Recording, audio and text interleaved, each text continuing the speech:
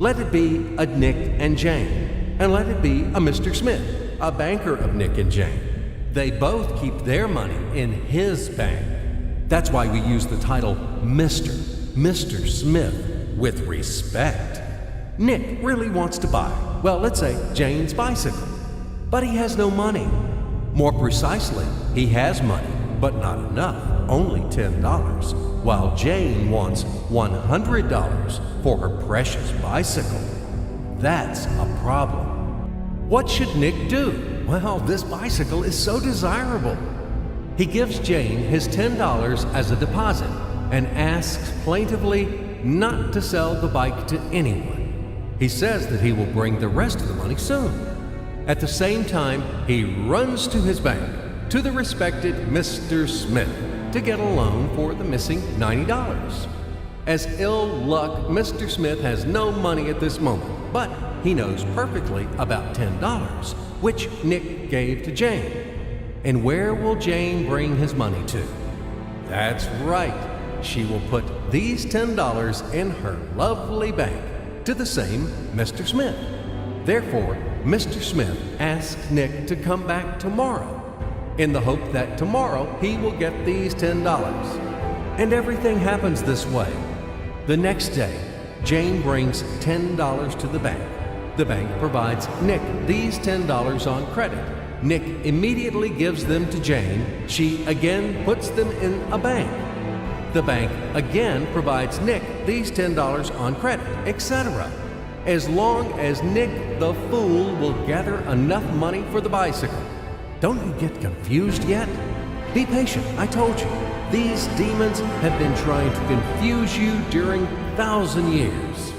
These damn economists and financiers. But anyway, we will figure everything out.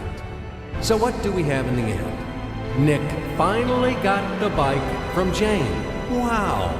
But at the same time, Nick owes $90 to the bank, Mr. Smith, and the bank, in its turn, owes $100 to Jane. In other words, those $10, which existed initially, have magically turned into $200, $190 of debts plus real $10.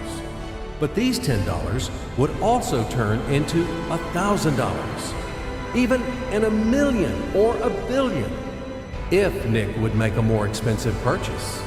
In this case, our $10 would make the increasing number of its cycles, circuits from hands to hands. That's it. So, what happens in today's world? SOS! It appears that banks also make money out of thin air and multiply them. Not only Fed can produce money, but banks either.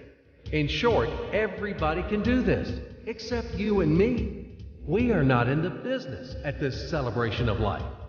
I would like to print or draw some money as well.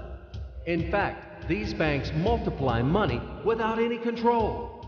And we're still wondering why the banker lives better. What are naive fools are we? Now it is clear why. The one who produces the money, of course, lives better. But this is not enough. From this moment, poor Nick will never be able to repay his debts owed to the bank, no matter how hard he would work. Silly Nick doesn't know it yet, that he's in slavery to the bank, in credit bondage forever, because those $90, which he owes to Mr. Smith, do not exist in nature at all. Sly Mr. Smith made his money out of nothing. He created them out of thin air, just one click. And $10 turned into $200.